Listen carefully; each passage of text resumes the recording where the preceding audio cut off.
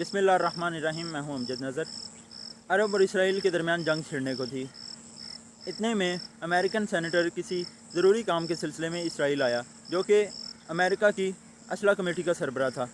उसे फ़ौरन उस वक़्त के इसराइल के वज़ीर आज़म गोल्ड मायर के पास ले जाया जाता है।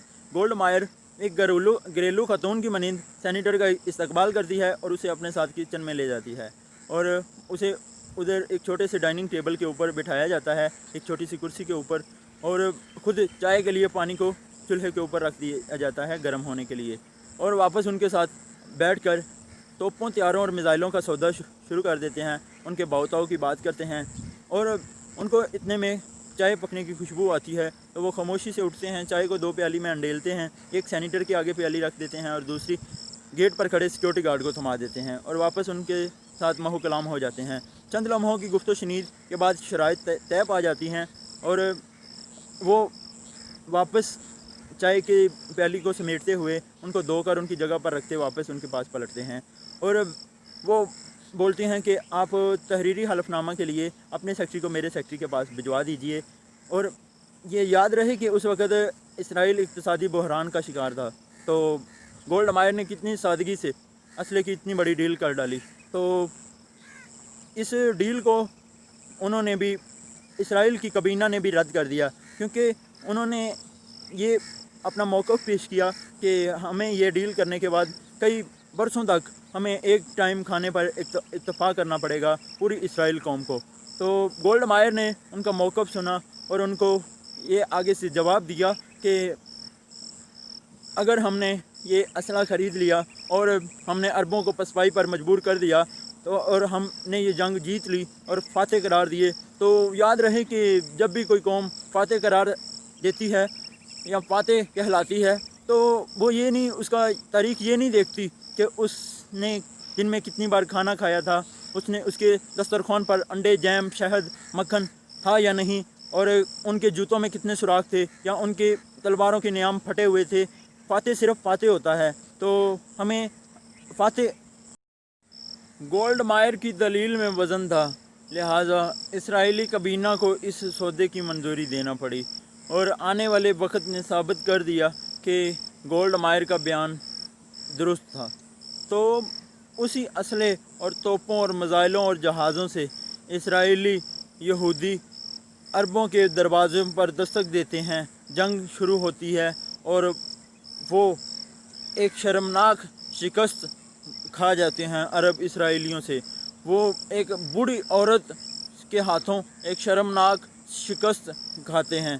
तो ये भी एक अजीब हकीकत है कि 20वीं सदी में उम्मत मुसलमा को ख़त्म करने में 2 औरतों का हाथ है। अरब के मुसलमानों को ख़त्म करने में गोल्ड मायर का और अजम के मुसलमानों को शिकस्त देने में इंदिरा गांधी का। जंग के एक अरसा बाद वाशिंगटन पोस्ट के नुमाइंदे एक इंटरव्यू करते हैं गोल्ड मायर का। वो इस इंटरव्यू में उनसे सवाल करते हैं कि अमेरिकन असला ख़रीदने की जो हिकमत अमली पहले से आपने तैयार कर रखी थी या फ़ौरन आपके जहन में ये सवाल आया था। तो वो जो जवाब देती हैं वो भी चौंका देने वाला होता है कि वो आगे से बोलती हैं कि ये इस्तदलाल भी मैंने अपने दुश्मन मुसलमानों के नबी मोहम्मद सल्लल्लाहु अलैहि वसल्लम से सीखा है। मैं जब बरतानिया में थी तो मज़ाहिब का मुआजना मेरा पसंदीदा मौजू था। मैं जब तलबा थी तो मज़ाहिब का मुआजना मेरा पसंदीदा मौजू था। तो उन्हीं दिनों में मैंने मोहम्मद सल्लल्लाहु अलैहि वसल्लम की सुहाना हयात पढ़ी। तो उसमें शायर ने, मुसन्नफ़ ने एक जगह लिखा था कि मोहम्मद सल्लल्लाहु अलैहि वसल्लम का जब विसाल हुआ तो आपकी अहलिया हज़रत आयशा सिद्दीक़ा रज़ी अल्लाह ताला अन्हा, आपके पास इतनी रकम नहीं थी कि चिराग जलाने के लिए दिया या तेल हो, तो आप सल्लल्लाहु अलैहि वसल्लम की ज़ौजा ने आपका बिक्तरे रहन रख कर तेल ख़रीदा। हालांकि मुसन्नफ़ लिखता है कि उस वक़्त आप सल्लल्लाहु अलैहि वसल्लम के हुजरे में 9 तलवारें लटक रही थी।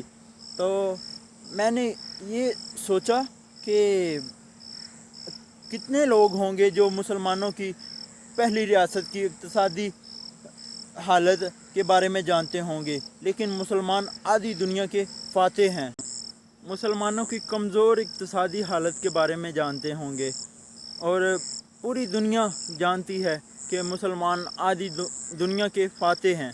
تو میں نے اس سے یہ سبق حاصل کیا کہ میں چاہے میری قوم کو کتنی ہی دیر کے لیے بھوکا رہنا پڑے تو ہم ہتھیار اسلحہ خریدیں گے اور خود کو مضبوط ثابت کریں گے۔ گولڈ مائر نے اس راز سے تو پردہ اٹھا دیا، مگر ساتھ ہی انٹرویو نگار سے درخواست کی کہ اسے آف دی ریکارڈ رکھا جائے، اسے شائع نہیں کیا جائے۔ وجہ یہ تھی کہ جہاں مسلمانوں کے نبی محمد صلی اللہ علیہ وآلہ وسلم کا نام لینے سے اس کی قوم اس کے خلاف ہو سکتی ہے، وہیں دنیا کے مسلمانوں کو تقویت بھی مل سکتی ہے۔ تو اس پر واشنگٹن پوسٹ کے نمائندے نے اس انٹرویو کو حذف کر دیا، اور دھیرے دھیرے وقت گزرتا گیا یہاں تک کہ گولڈ مائر کا انتقال ہو گیا۔ تو وہ انٹرویو نگار بھی عملی محافظت سے الگ ہو گیا۔ اتنے میں ایک اور نیو انٹرویو نگار امریکہ کے بڑے بڑے 20 نامہ نگار کے انٹرویو کرتا ہے، تو وہ اسی ترتیب میں اس بندے کا بھی انٹرویو کرتا ہے جس نے واشنگٹن پوسٹ کے نمائندے کی حیثیت سے گولڈ مائر کا انٹرویو کیا تھا۔ یہ بندہ پھر اس وقت اس کو یہ بتاتا ہے، وہ گولڈ مائر کا واقعہ بھی بیان کرتا ہے جو سیرت نبوی صلی اللہ علیہ وآلہ وسلم کے متعلق ہوتا ہے۔ تو وہ یہ بات بولتا ہے کہ مجھے ابھی یہ واقعہ بتانے میں کوئی شرمندگی محسوس نہیں ہو رہی، کیونکہ جب میں نے تاریخ اسلام کو پڑھا تو میں نے دیکھا کہ جبر الٹر کے راستے طارق بن زید جس نے اسپین کو جبر الٹر کے راستے سے فتح کیا، اور میں نے دیکھا کہ عربوں اور بدوؤں کی جنگی عملیات کو دیکھ کر میں حیران رہ گیا کہ کس طرح طارق بن زید نے 800 سالہ اسپین کے اوپر مسلمانوں کی حکومت کو قائم، اس کی آدھی سے زیادہ فوج کے پاس پورا لباس بھی نہیں تھا، وہ اب ایک چھاگل پانی اور ایک سوکھی روٹی کے چند ٹکڑوں سے 72 گھنٹے گزارا کرتے۔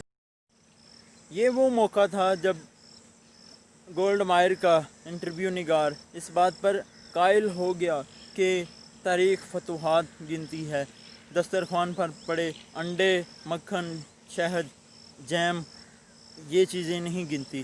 اور اس کا جب انٹرویو کتابی شکل میں شائع ہوا تو پھر دنیا اس داستان سے آگاہ ہوئی۔ یہ حیرت انگیز واقعہ تاریخ کے دریچوں سے ہمیں یہ سبق دیتا ہے کہ اگر اور مسلمانان عالم کو جھنجھوڑتا ہے کہ کس طرح ابڑی اباؤں اور پھٹے جوتوں اور ننگی تلواروں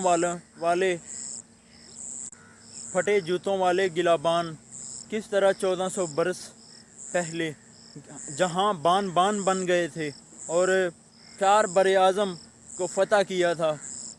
اگر پرشکو محلات، عالی شان باغات، یہ سکے سے بری تجوریاں، سونے چاندی زیورات، یہ ہیرے جواہرات، یہ خوش ذائقہ کھانوں کے انبار، یہ کھنکھناتی سکوں کی جنکار، یہ ہمیں اگر بچا سکتی تو بغداد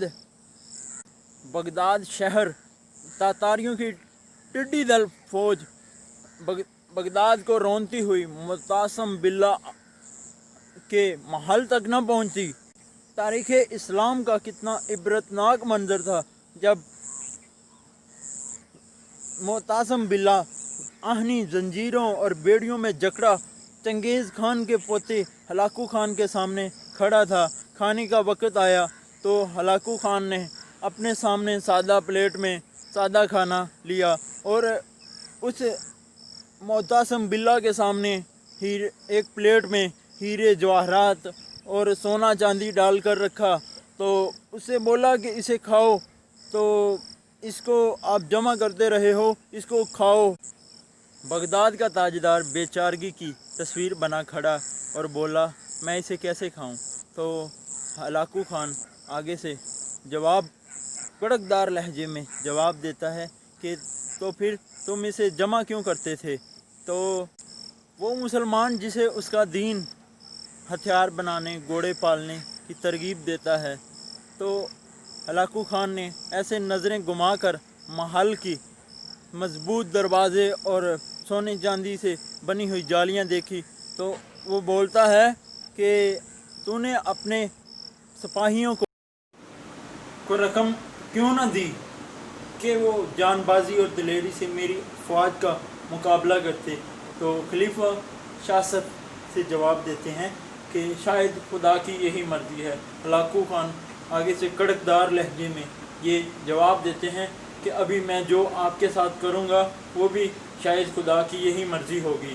تو ہلاکو خان نے ان کو، خلیفہ کو، مخصوص لبادے میں لپیٹ کر گھوڑوں کی ٹاپوں کے نیچے رونت ڈالا اور پورے بغداد کو قبرستان بنا ڈالا۔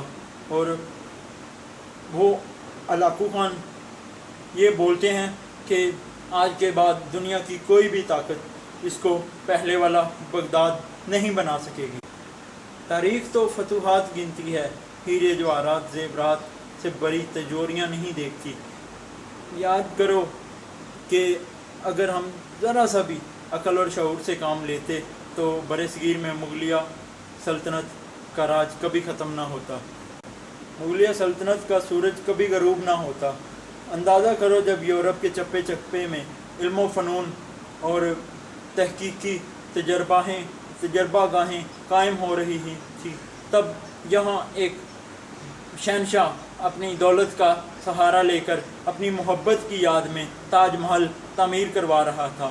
جب یورپ کے چپے چپے میں علم و فنون کے بم پھٹ رہے تھے، تب یہاں تانسین جیسے نئے نئے راگ ایجاد کیے جا رہے تھے۔